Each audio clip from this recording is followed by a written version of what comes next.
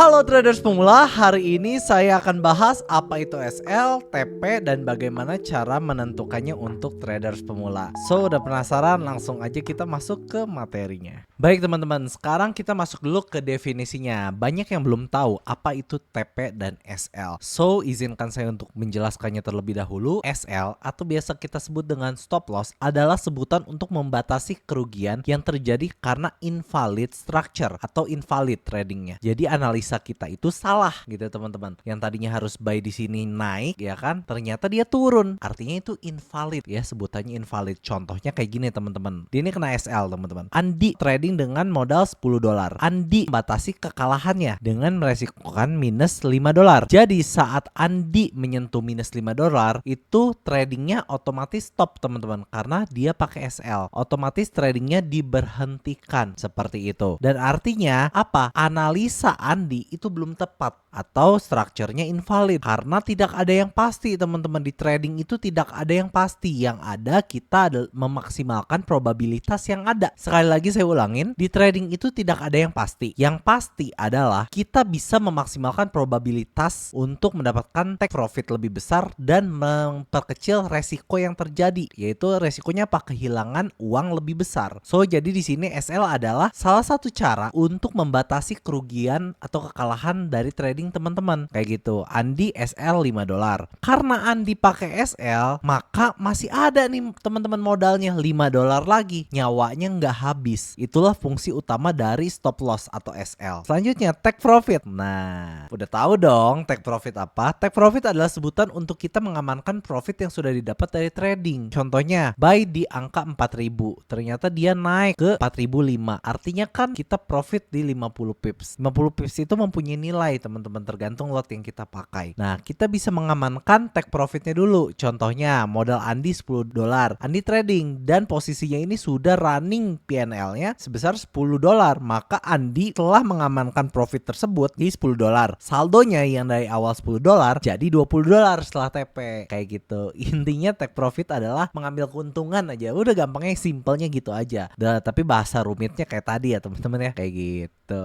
Oke, langsung. Oke, sekarang kita masuk bagaimana caranya kita menentukan stop loss. Karena kenapa? Kenapa stop loss duluan baru take profit yang ditentukan? Gini teman-teman, kita harus utamakan mitigasi resikonya terlebih dahulu. Kenapa SL duluan yang ditentukan? Di trading itu pertama bukan cari profit seberapa besar dulu teman-teman, tapi gimana caranya kita memperkecil kemungkinan uang kita hilang dulu. Jangan dulu menentukan take profitnya mau berapa, tapi selalu dahulukan SL-nya berapa, kesiapan hilang uangnya tuh berapa dulu, supaya kita tahu nyawa untuk kita entry posisi ke depannya ada berapa. Itu ditentukan dari SL teman-teman. Kayak gitu. Oke, yang pertama ada 3 poin sesuai dengan RR. RR itu apa teman ya? Teman, saya izin jelaskan. RR adalah risk to reward ratio. Ibaratnya kayak gini teman-teman. TP 200.000, SL-nya di 100.000. Ini RR-nya 1:2. Oke, 1:2. Kalau TP 100.000, SL 100.000, ini artinya RR-nya, risk to reward-nya 1:1. Risk to reward tuh apa? Antara resiko kehilangan uang dan uang yang didapat itu perbandingannya berapa teman-teman. Itu disebut dengan RR. Di sini kita harus paham sebelum kita lanjut ke materi money management dan lain sebagainya. Kita harus ngerti apa yang disebut dengan risk to reward ratio, karena ini sangat-sangat penting di trading kita ini. Trading itu berdasarkan risk to reward ratio untuk mendapatkan reward sama untuk memitigasi resikonya. Kayak gitu teman-teman. Oke, kita ulangin supaya lebih paham lagi. RR adalah risk to reward ratio ya. Misalnya TP 200.000, taking profit 200.000, dapat uang keuntungan 200.000, dan SL kehilangan uang 100.000. Artinya RR-nya 1:2. Kalau TP-nya dapat 100.000, SL-nya 100.000, itu artinya 1:1. Sekalinya profit ya kan, artinya nyawanya nambah 1. Sekalinya hilang profit berarti kan habis 0. Oke. Kalau yang 1:2 adalah sekalinya taking profit ya kan, itu memiliki jatah 2 kali loss, karena sekali lossnya itu adalah 100.000. Oke. Jadi kalau yang sekali satu taking profit, satu loss, artinya apa? 200.000, satu kali loss 100.000, masih ada sisa 100.000. Itu yang 1:2. Kayak gitu teman-teman. Paham nggak? Nah, ini untuk RR kita kesampingkan dulu. Kita lanjut. Sesuai dengan kesiapan teman-teman. Kalau misalkan teman-teman teman-teman modal cuma 1 juta rupiah gitu kan, teman-teman tuh siap kehilangan uang berapa yang bisa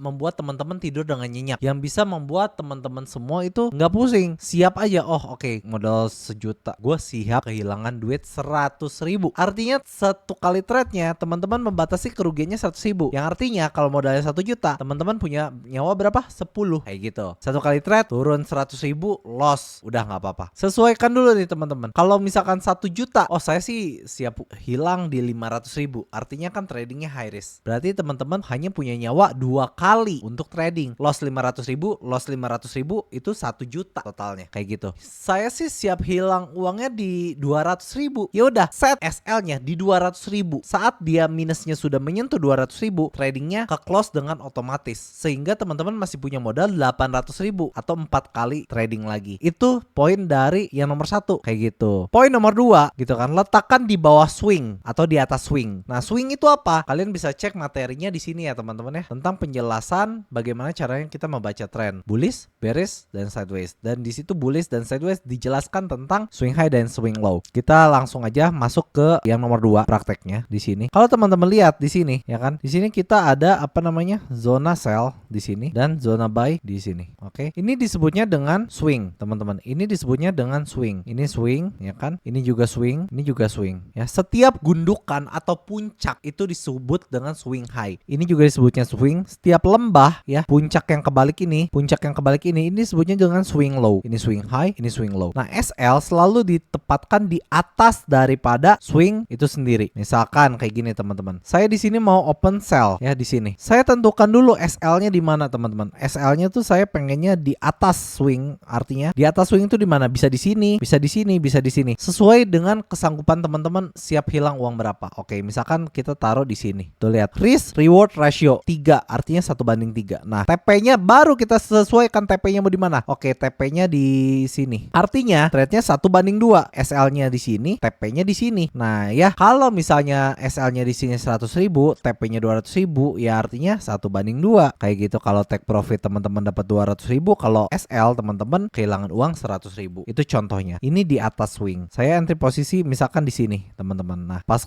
opening candle di sini saya buka open short. SL-nya saya taruh di atas swing. Nih swing yang putih ini. Oke, saya taruh di atas ini dan TP-nya saya mau 1:3. Nah, berarti kan risk reward-nya sini. Kalau misalkan TP-nya 300.000, kalau SL-nya 100.000, berarti kan kalau 1:3 TP-nya di 300.000. Kayak gitu, teman-teman. Nah, ini untuk open posisi sell. Jadi tentukan dulu SL-nya mau di mana. Yang pasti biasanya sih diletakkan di atas swing gitu. Itu untuk cara penentuan SL. Nah, cara penentuan SL untuk buy seperti apa? Oke, kita melihat di sini ada ceritanya ada demand. Wah, ada demand nih ya kan. Oke, kita tarik. Oke, demand. Saat menyentuh di sini ya kan, saya langsung open posisi long di sini. Oke, saya tentukan SL-nya teman-teman di mana. Swing terakhirnya ada di mana sih teman-teman? Swing terakhirnya ada di sini. Saya maksimumkan SL-nya di bawah swing. Bisa di sini, bisa di sini, pokoknya di bawah. Tuh, ini masih di bawah. Ini kan masih 1:1. Ya, kalau 1:1 artinya di sini SL di 50.000, TP di 50.000. SL di 100.000, TP di 100.000. Gimana sesuai dengan lotnya masing-masing, lotnya teman-teman. Kayak gitu. Ini 1:1. Ya, ternyata kan profit ya teman-teman. Dia tidak menyentuh SL-nya kayak gitu. Dari sini menyentuh dia langsung terbang take profit. Teman-teman mau 1:2, artinya TP-nya di sini teman-teman. TP-nya di sini 1:2. SL-nya 100.000, TP-nya di 200.000. Contoh ya. Contoh, ini contoh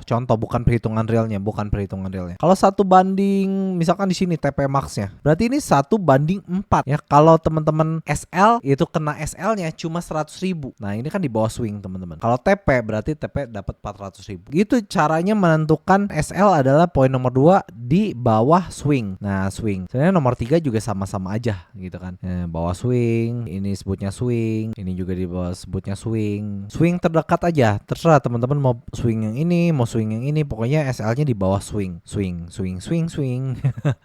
Kayak gitu teman-teman. Ini juga disebutnya swing. Nah, ini nih contohnya teman-teman. Ini nih. Ini kan swing ya kan. Terus teman-teman mau open posisi buy ketika dia menyentuh misalkan buy SNR ya ke sini. Oke, dia menyentuh sini, teman-teman buy di area ini. Oke, SL-nya di bawah swing yang ini. Oke, SL-nya pasti kan di bawah nih. Ini kan segini, ini di bawahnya lagi. Nah, kayak gini. Oke, TP-nya saya mau 1:3. Ternyata pas dia sentuh ke sini, turun dan naik taking profit. Nah, SL-nya nggak kesentuh. Gitu teman-teman ya. Oke, nomor nomor 2. Nomor 3, karena saya menggunakan teknik smart money konsep, yaitu SL-nya di atas atau di bawah liquidity tergantung jual dan beli. Contohnya liquidity. Nah, liquidity itu paling simpelnya adalah week ya. Tuh, lihat garis yang kecil ini. Nih, ini garis kecil. Nah, saya selalu menyimpan di bawah liquidity. Nah, di sini. Sebenarnya sebutannya sama swing gitu kan. Nah, kenapa liquidity? Liquidity itu adalah menurut smart money concept adalah tempat SL-nya para trader. Nah, kalau SL-nya di bawah sedikit, artinya saya harus di bawahnya lagi gitu kan, teman-teman. Misalkan ini kan liquidity di sini. Sudah dimakan liquidity-nya, ya kan? SL saya disimpan di bawah situ, di bawah wick ya. SL-nya simpan di bawah wick, atau bahasa segampangnya kita rubah aja di bawah wick. Ya, ini wick. Nah, ini liquidity sebutannya ya kan. SL saya sentuhkan di bawahnya sedikit. Nah, di sini. Oke, kita kasih warna merah untuk SL-nya. Nah, SL saya di sini di bawah. Misalkan teman-teman buy di sini ya kan. SL saya di bawah daripada misalkan buy-nya di sini nih. Buy-nya di sini ya kan. SL-nya selalu di bawah daripada wick ini. Ya, kayak gitu. Di bawah wick aja pokoknya. Nih contohnya. Contohnya saya mau sell di area ini, ya kan? Wick-nya, ya kan? Ini kan saya melihat wick nih di sini, teman-teman. Nah, berarti SL-nya jangan disimpan di sini, ya, atau jangan disimpan di sini, tapi simpan di sini, teman-teman ya. Nah, di sini atau di atas wick yang ini, ya gitu. Nah, seperti ini. Di sini ke sini jaraknya adalah 60 pips, berarti SL-nya 60 pips, TP-nya harus 1/2. Nah, sini ya, TP-nya di 120 pips, kayak gitu, teman-teman. Nah, supaya enggak ke hit. Ini kan dia bisa jadi dia naik dulu ke atas untuk ngambil liquidity yang ini, lalu dia turun lagi ke bawah gitu caranya. Jadi untuk pemula ini bahasanya saya permudah ya, teman-teman, bukan liquidity tapi di atas atau di atas wick atau shadow. Tahu kan wick dan shadow kan, kayak gitu kan. Nah, kayak gitu. Simpennya kayak gini aja untuk SL. Gampang kan? Gampang dong gitu kan. Pokoknya intinya tentukan dulu SL-nya, baru tentukan TP-nya gitu kan. Menyesuaikan aja pengennya RR-nya berapa. Oke, selanjutnya saya di sini mau menjelaskan bagaimana caranya menentukan taking profit untuk pemula atau TP untuk pemula. Yang pertama bisa ditargetkan dengan RR seperti tadi, mengikuti SL-nya. SL-nya 50 pips, TP-nya bisa di 50 pips 1/1, atau TP-nya bisa di 1/2. Ya, kayak gitu. 50 pips berarti TP-nya 100 pips. Kayak gitu. Nah, poin nomor 2, bisa melihat resist terdekat dan simpan di bawah resisten. Kalau misalkan open posisinya buy, kalau misalnya open posisinya sell, bisa melihat support ya. Kalau misalkan sell, ingat pasang TP di bawah resisten untuk open posisi buy, simpan TP di atas support untuk untuk posisi sell, simpan di atas support. Untuk poin nomor 2 langsung aja kita masuk ke candlesticknya. Misal kayak gini, teman-teman. Kita open posisi buy di sini ya. Ini buy di sini. Open posisi buy di sini. Oke, kita cari resistennya. Resisten ada di mana aja, teman-teman? Di sini ya, resisten di sini 1, 2 dan 3. Saya mau TP di bawahnya resisten. Di bawah resisten ini. Artinya saya sentuh TP-nya di sini, teman-teman ya.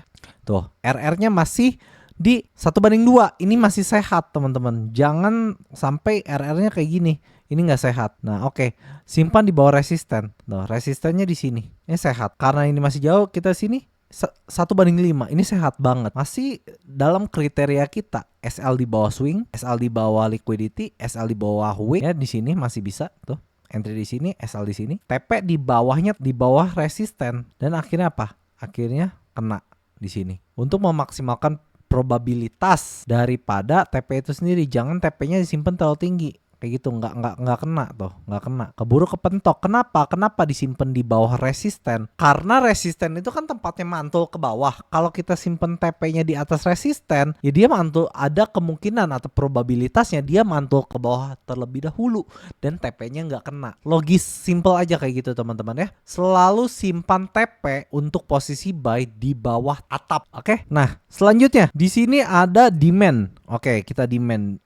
Kita open posisi buy di sini. Oke, teman-teman, di sini kita melihat area sell. Misalkan kita sell di sini. Kita tentukan dulu supportnya di mana. Supportnya di sini, ya kan. Support terdekat di sini, ya kan. Kita entry di mana? entry di area yang ini ya teman-teman nih. Nih area ini. Area sini kan area supply ya. Di sini turun dia. Kita lihat ya. Oke, kita coba sell di sini dengan areanya ini ya teman-teman. Nah, areanya ini area potensi sell nih gitu. Oke, setiap dia menyentuh ini kita open sell ke sini. Oke, kita open short di sini ya kan. TP-nya, SL-nya kita tentuin dulu. SL-nya di atas swing ya kan. Nah, di atas ini ya kan, ini swing kan, di atas ini ya kan, SL-nya di sini ya, atau di sini ya kan. TP-nya disimpan di bawah di atas support. Nah, aku mau simpennya di atas support sini kan. Nah, di sini aja udah dapat 1:3. Turun kena TP kayak gitu. Atau mau di sini juga boleh. Nah, yang penting kan dia belum mantul ke supportnya. Nah kayak gini. Oke, yang penting di atas daripada support itu sendiri. Nah nanti dia akan turun ke bawah,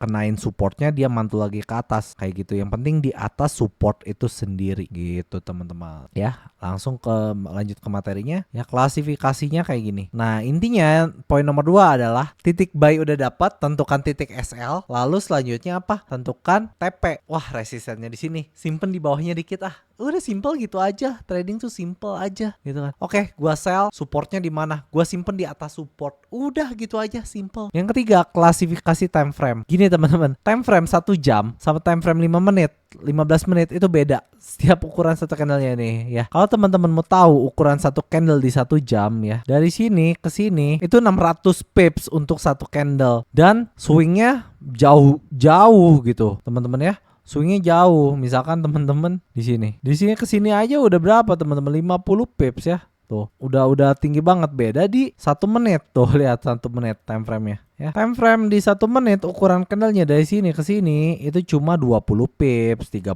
pips, 10 pips gitu loh. Jadi, apa teman-teman ya? Pesan moral dari sini adalah setiap time frame memiliki bobotnya masing-masing. Kalau teman-teman udah ngegambar di time frame 1 menit, 5 menit ya kan. Di 1 menit itu TP yang paling achievable adalah di 30 sampai 50 pips. Maksimal di 100 pips masih bisa. Tapi yang paling oke adalah di 30 pips sampai 50 pips. Jadi kita menyesuaikan juga teman-teman. Oke, simpen di bawah swing low, yaitu SL-nya 30 pips, TP-nya 30 pips, atau SL-nya 30 pips, TP-nya 60 pips. Itu masih achievable, ya masih bisa dijangkau kayak gitu. Oke, jadi tentukan SL dan TP sesuai dengan time frame-nya. Teman-teman mau scalping, swing, atau intraday kayak gitu.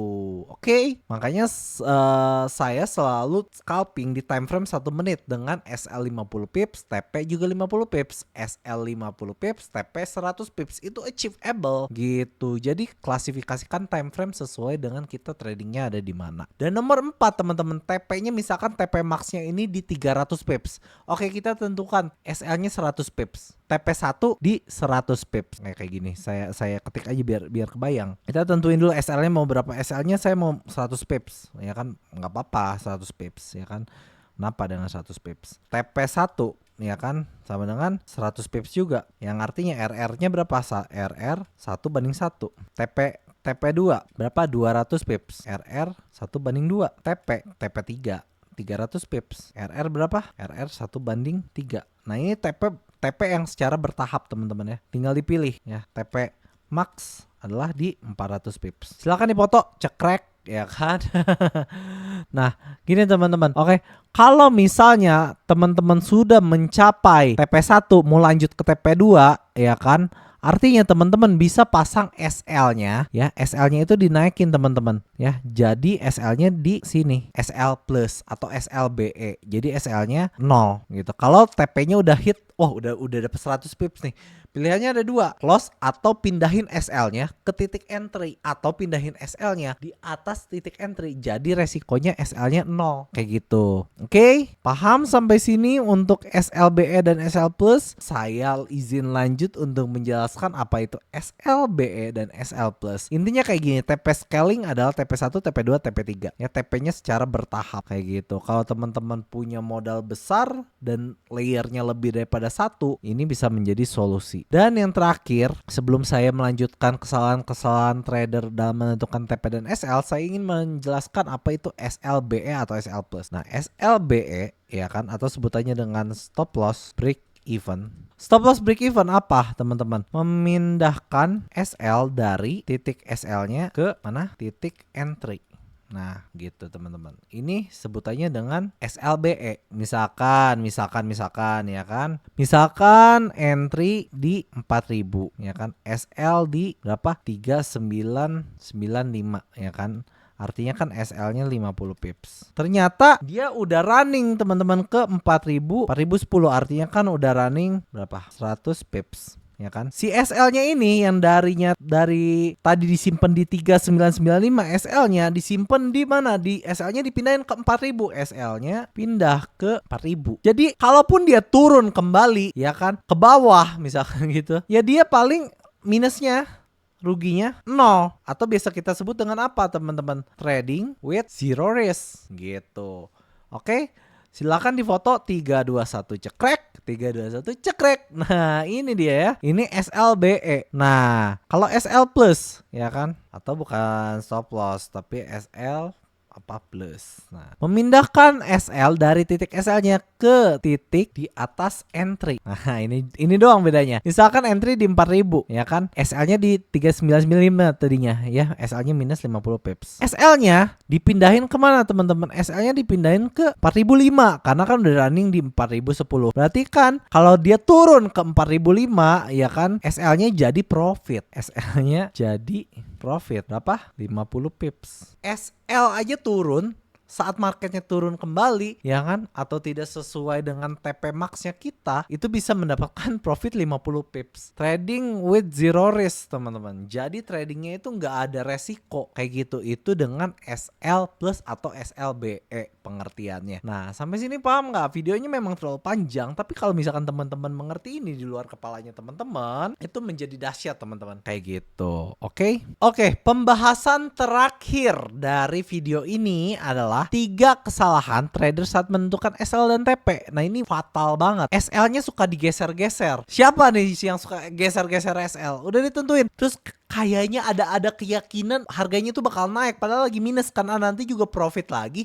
Nanti juga candle naik lagi. Kan geraknya cuma naik turun. Nanti juga balik lagi. Nah, itu teman-teman. Terus digeser. Jadi ruginya makin besar. Yang tadinya nyawanya harus punya nyawa 10, tiba-tiba nyawanya jadi cuma punya 2. Yang tadinya SL-nya 100.000, dia geser-geser sampai SL-nya 500.000. Karena nanti juga naik lagi. Ternyata enggak gitu. Enggak balik lagi harganya. Nah, itu kesalahan terfatal dari pemula. Nah, yang kedua, TP-nya terlalu jauh teman-teman. Wah, saya pengen TP-nya 3.000 pips. Wah, saya pengen TP-nya 2.000 pips. Padahal dia analisanya di time frame 5 menit, 1 menit. Yang nggak nyampe. TP sesuaikan dengan time frame-nya kalian. Klasifikasi time frame kalian. Kalian trading di time frame berapa? Scalping, intraday, atau swing. Sesuaikan dengan tipe karakter trading kalian. Jangan TP-nya tidak realistis. Jangan pengen cepet kaya. Karena trading itu sesungguhnya bukan tempat ajang untuk cepet kaya gitu ya. Jangan tamak, setiap ketamakan akan membawa kalian jatuh. Oke, paham ya? Nggak ada tuh TP tiba-tiba saya pengen TP 1000 pips. Jangan, lebih baik TP-nya 100 pips tapi 10 kali gitu. Yang realistis, sesuaikan juga dengan risknya. Dan kesalahan yang terakhir, entry aja dulu. SLTP mah belakangan. Ya, entry dulu. Sekali lagi saya ingin mengingatkan, tidak ada yang pasti teman-teman ya. Dan saya ingin mengingatkan, para trader profesional itu harus tahu sebelum dia memulai resikonya berapa, keuntungannya berapa. Sekali lagi saya ingatkan bagaimana caranya tukang bakso bekerja. Tukang bakso aja sebelum mereka jualan, mereka tuh tahu keuntungan yang didapat ketika baksonya habis berapa, ketika rugi pas baksonya ini nggak laku ataupun basi harus dibuang itu berapa. Masa kalah sama tukang bakso teman-teman? Gitu. Jadi harus tahu nih di awal TP sama SL-nya itu berapa. Tidak ada yang tidak diketahui di awal. Resiko dan TP udah diketahui di awal. Jadi teman-teman nggak stres. Oh, TP, SL, udahlah SL sama TP belakangan, pencet ya kan. Terus nggak bisa tidur karena minus. Diliatin terus minusnya makin turun, diliatin begadang, diliatin makin begadang, makin diliatin, ya kan, makin minus, makin diliatin. Akhirnya sampai subuh nggak tidur. Cari-cari di YouTube, harga gold mau kemana, Bitcoin mau kemana kalau tradingnya lagi di Bitcoin. Stres sendiri. Jadi trading itu harus udah tahu nih TP misalnya di awal. Jadi udah lihat, oke, gua siap kehilangan uang segini. Kalau TP alhamdulillah, kalau SL juga alhamdulillah karena modalnya nggak habis. So, oke teman-teman, sekian penjelasan bagaimana caranya kita menentukan SL dan TP untuk para pemula kayak gitu. Buat teman-teman yang suka dengan video ini, silahkan di-subscribe, di-like dan juga di-komen. Mau dibuatin video apa lagi ke depannya? Seputar trading ya pastinya, mindset dan juga investment. Tanya aja, akan saya buatin videonya satu persatu teman-teman. Ya, kalau misalkan masih relate dengan capability saya sebagai seorang trader. Jika kalian suka dengan konten-konten seperti ini, silahkan bagikan ke teman kalian supaya bisa menjadi berkat lebih banyak lagi. Dan juga saya membuka kelas trading gratis buat teman-teman yang mau daftar, linknya klik di bawah deskripsi. Dan saya juga menerima yang mau private one-on-one, bebas gimana nyamannya teman-teman, yang penting ilmu saya tersalurkan ke teman-teman semua. Oke, sekali lagi saya tidak pernah melakukan titip dana ataupun meminta uang kalian dengan cara ngechat duluan. Nggak pernah ya teman-teman. Gitu. Oke, sekali lagi saya terima kasih. Sampai jumpa di video selanjutnya. Dadah.